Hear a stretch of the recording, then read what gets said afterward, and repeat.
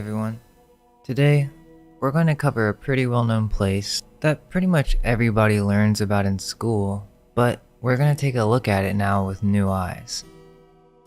There are several out-of-place architectures around the world that have the same stale story of being carved out of stone. But could this just be a cover story for something much bigger? Perhaps some sort of technology or event that has been removed from our history. You see, if we knew that it was possible for ancient structures to become stone, we would see rock formations with a whole new perspective.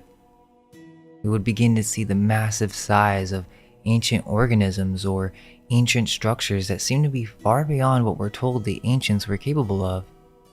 I would say that this information is obscured because it would call into question the entire story of humanity. Stories that many people and governments are very invested in.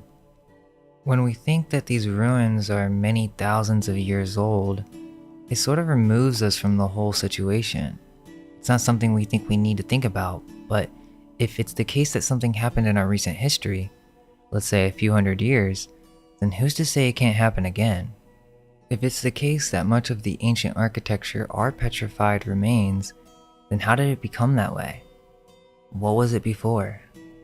So let's begin this thought train with taking a look at Petra, one of the most famous examples of magnificently carved architecture completely out of stone. Let's start with the mainstream narrative. Petra is a famous archaeological site in Jordan's southwestern desert. Dating to around 300 BC, it was the capital of the Nabatean kingdom, accessed via a narrow canyon called Al-Sik. It contains tombs and temples carved into pink sandstone cliffs.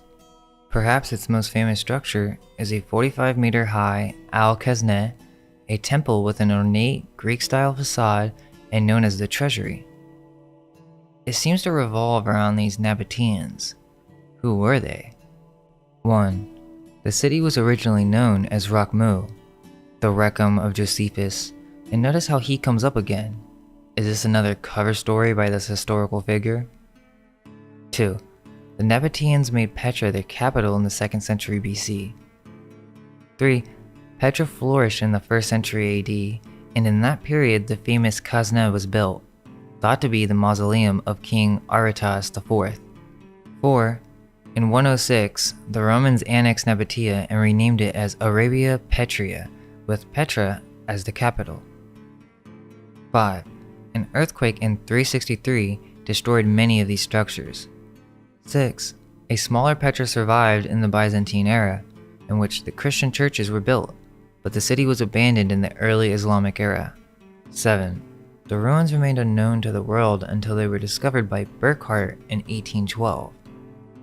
Which is really strange that we have this similar story of a lost city with Petra, just like with Pompeii.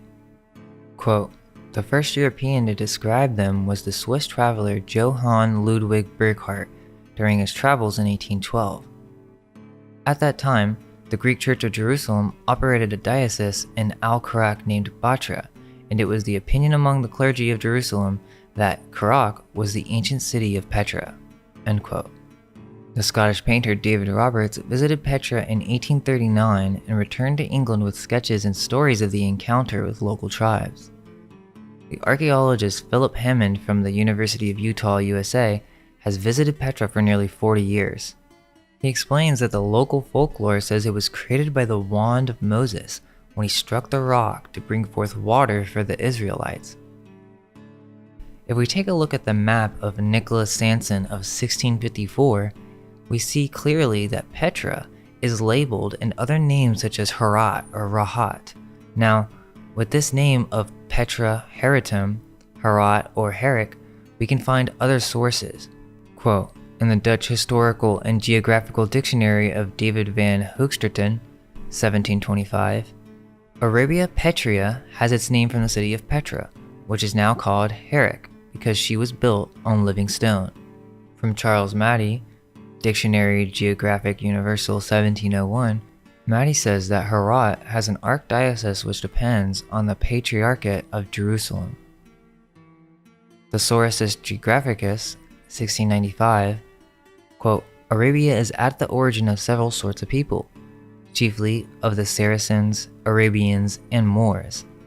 Their chief cities are Herat or Petra, Median, Milan, and Havana." End quote. Diderot Encyclopedia entry Petra, quote, "Arabia, Petria, has been called this way after its ancient capital Petra, which is now called Herat." Now, is it possible that there was some world cataclysmic event in the 1690s that melted many of these cities in the surrounding region, melting many of the structures in a Sodom and Gomorrah type event?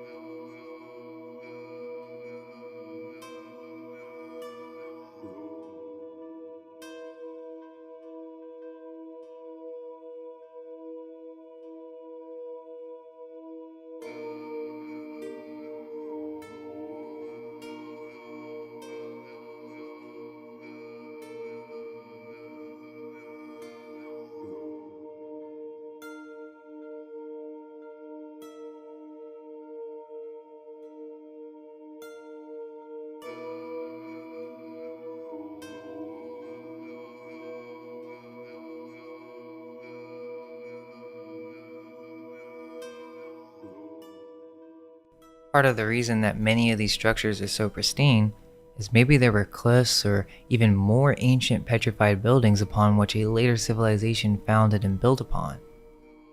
We must also consider that many of these structures were refined in order to create tourism traps in the modern day. It is the symbol of Jordan, and just in 2019 alone, 1.1 million tourists came to see the attraction. Just like other sites around the world, these structures have been tampered with and cleaned up. It's also interesting that the Treasury building has many common motifs seen in Freemason architecture from the 17th century. If we look at the Basilica de Santa Maria Elche in Spain, you can clearly see the similarities. Nabatean art is clearly Greco-Roman and looks to be less than 400 years old. The seemingly antique Greco-Roman style of Herat is to be compared with the style of Pompeii, equally destroyed in the 17th century, and with a very large amount of classical beginning Baroque style buildings of the years 1650 to 1700 in France or Belgium. We can imagine that this great catastrophe of 1695 has been eliminated from standard history for religious reasons. A God destroying great parts of the Christian Islamic world could not be accepted. God was maintained, real history was put aside. Now, we do see evidence of melting throughout Petra caused by some great heat, but the question remains, was it some event caused by a god or natural occurrence? Or maybe there was some type of magic or technology involved.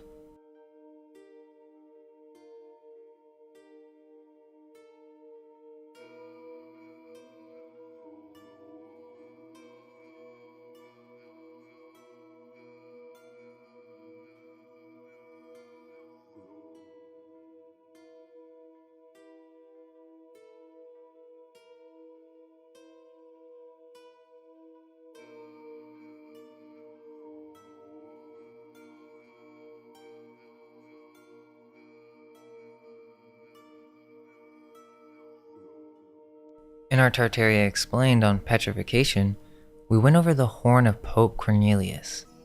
Quote, "A legend told at Karnak states that the Karnak stones were once pagan soldiers who were turned into stone by Pope Cornelius who was fleeing from them." End quote. If we look at the engravings of this site, we can see the massive amount of stones that were once there, giant in nature. But when we look at the site today, you can tell these stones have been manipulated and or destroyed. Yet, you can still see how massive this site once was. Even in the paintings of Pope Cornelius, we can see the magical horn that was said to cause petrification. Just think about it. It's literally called Petra, or petrified city perhaps? There are other devices that could have made this event happen on purpose, Such references are actually commonly known, such as with the Horns of Jericho or the Ark of the Covenant. Did we possess advanced cataclysmic technologies within the last 500 years? These could have been used as tactics of war and/or enslavement to get rid of other advanced races.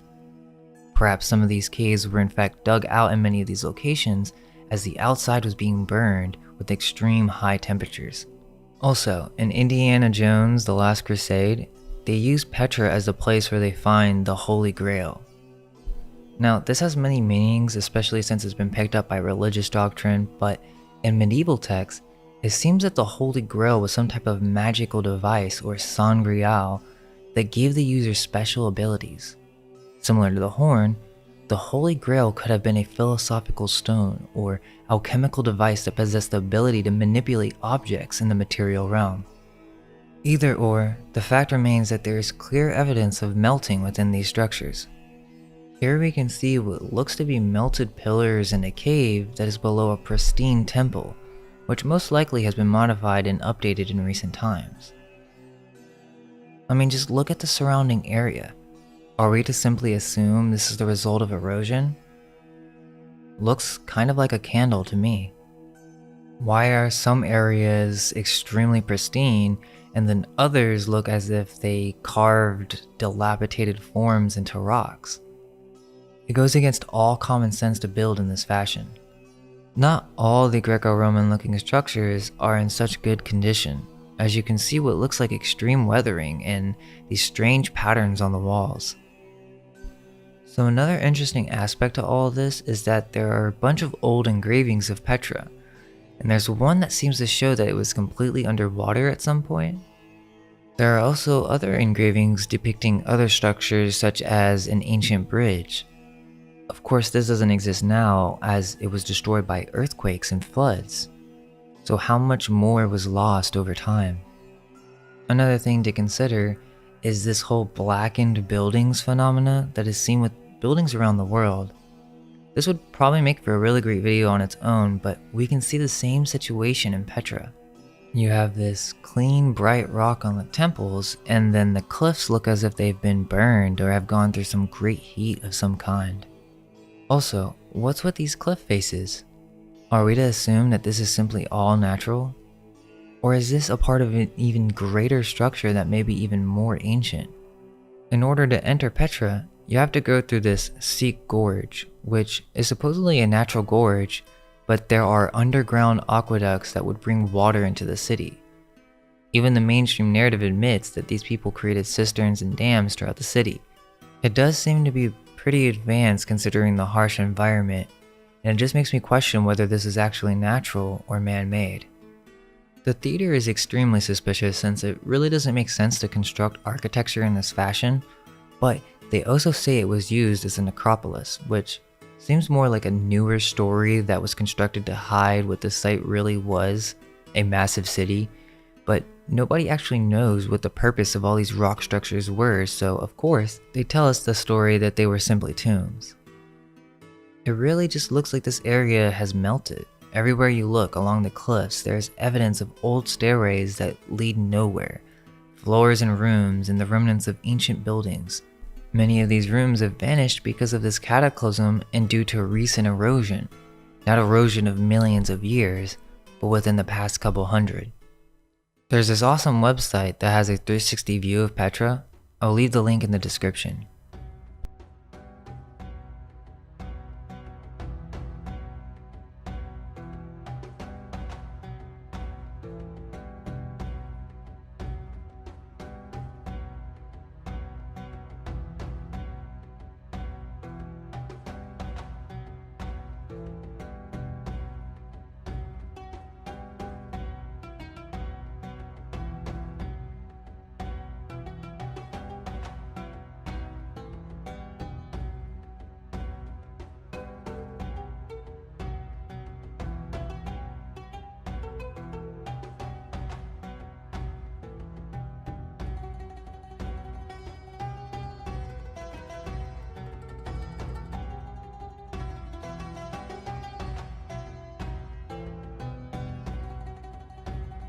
This isn't just isolated to Petra.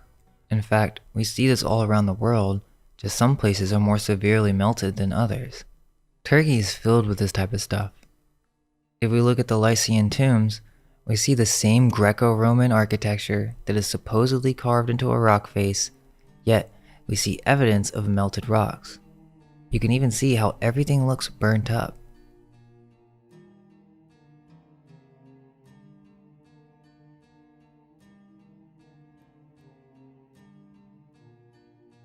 Again, you have the same themes, dating this back to 2,000 years instead of these structures actually being of a much more recent time period. Cappadocia in Turkey is one of the most famous examples, even though when we hear about this story, we more so hear about it in terms of the underground cities. But what if there's a whole other aspect to the story that we aren't told? You have the Uashisar Castle, which definitely looks like some massive melted structure of some kind. I mean, who would build like this? And if you look at some of the rock formations in the area, you get the same candle-like effect.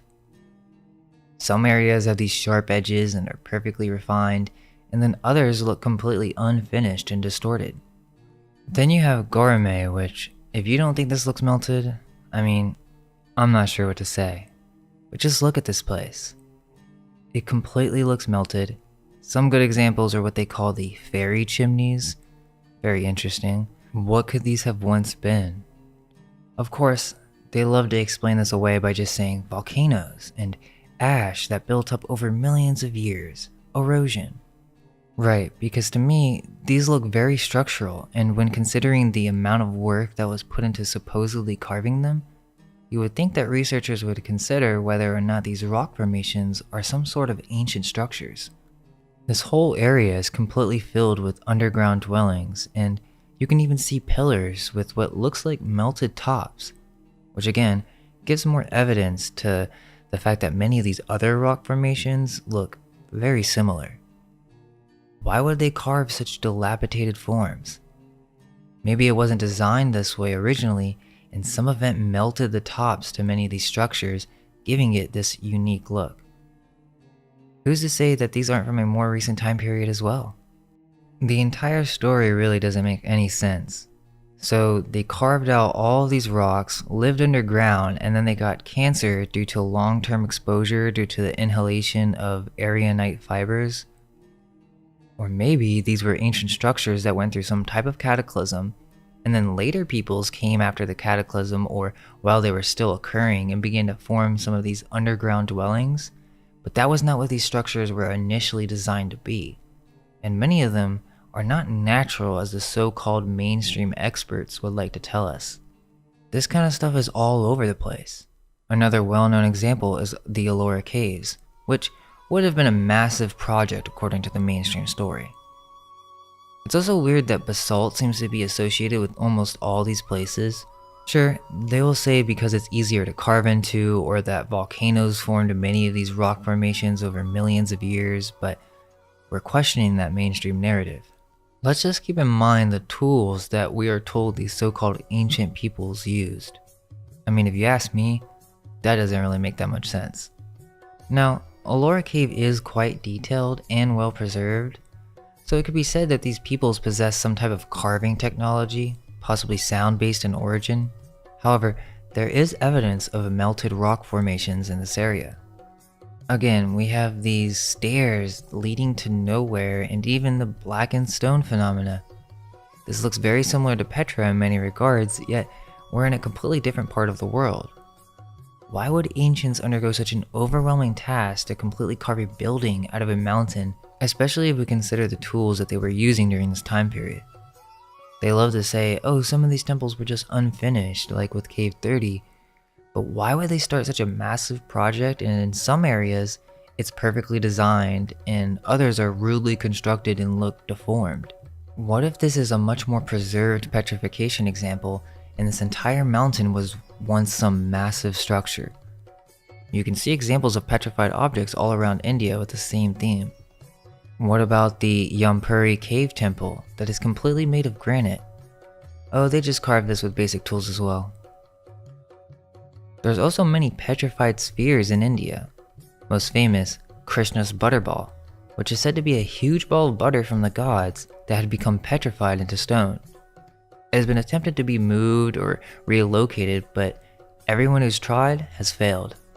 Another amazing example that is less known is the Brihadiswarar temple, which is supposedly completely made of granite. Just imagine how massive these stones would have to be to carve out all these different structures. And even if they did manage to move these massive stones, how did they carve them with primitive tools?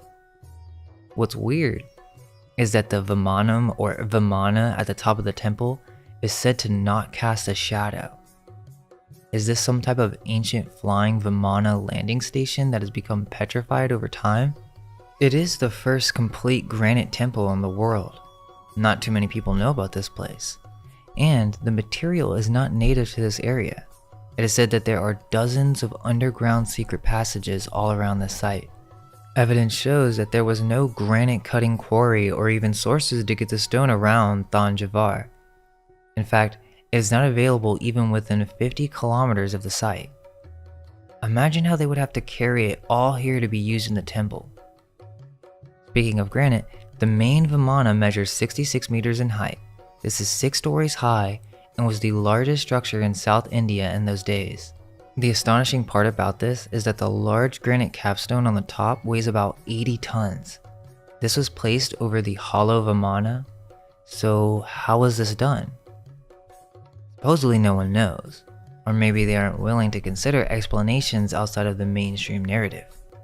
You also have many more sites, for example Elephanta Island, which is very similar to Ellora Caves with the blackened stone.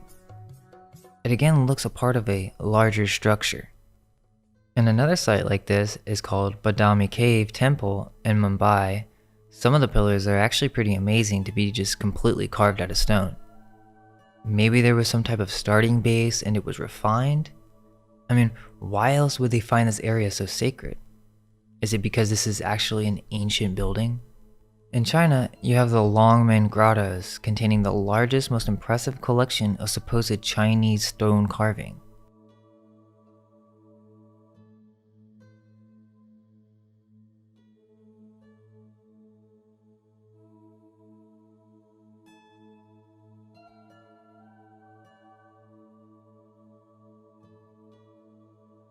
The Guyaju caves in China look very similar in their design. But look at the spherical top to the whole rock formation. That doesn't really look natural. Sure, maybe these were used as cave dwellings in recent times, but this looks like a man-made structure that went through a similar event as all these other locations. Then there was that one story of the Longyu caves in China, which seems to be an unsolved mystery as they can't figure out who created this and how. Again, is this connected to petrified ancient structures? As they even tried to claim that these were natural formations when farmers first discovered it after draining several ponds revealing 5 large man-made caverns. Of course, this story is only mentioned when aliens are involved, so we don't consider other implications. Just type in grottos from around the world and begin to look at them with new eyes. For example, in Europe, you see these everywhere. In Spain, you have many of these cave-type dwellings. One that is very interesting is called the Moorish Caves, in which you can see that there are many windows and underground dwellings. You have the Granada cave dwellings, which actually seem to be very well preserved and or built upon in recent times, but it does seem very similar to what we see in Turkey. You see the same melted rock formations, and on the tops of these areas they look very kind of candle-like. Another interesting location in Spain is the Centeno de los Bodegas, which is basically a town under this massive boulder. Which sure, this may not be an example of petrification, but supposedly they constructed this by enlarging natural caves. Was this the remnants of some ancient petrified structure and later civilizations used it to build cities and dwellings? The same phenomena of cave dwellings that seem to be far too advanced for the ancients to simply carve out with primitive tools can really be found around the world. Sure, we can simply stop asking questions and just accept the mainstream narrative. But is there something else going on that our modern day experts simply refuse to consider, as it's just so far beyond what many of us can imagine? I mean, Many of these rock formations are massive. What are the implications of melted cities forming mountains and large boulders? You can even start to consider whether this was done on purpose to hide this knowledge. This would be done because if the ancients were far more advanced than we've been taught in the education systems, we would have to rewrite our history and consider what happened to make these structures turn into solid stone. This would then lead to the conclusion of advanced technology and/or deadly cataclysms that petrified these structures into stone. This is something that the elite do not want the masses to know, and most likely was kept secret long ago. Now when we look around, we see that something doesn't quite add up. Many rock formations that seem to be man-made, but are explained as natural occurrences. Not all these petrified remains were turned into dwellings, but everywhere we look around the world, we can see the remnants of artifacts that were turned into stone. The question is, do we still have the eyes to see it?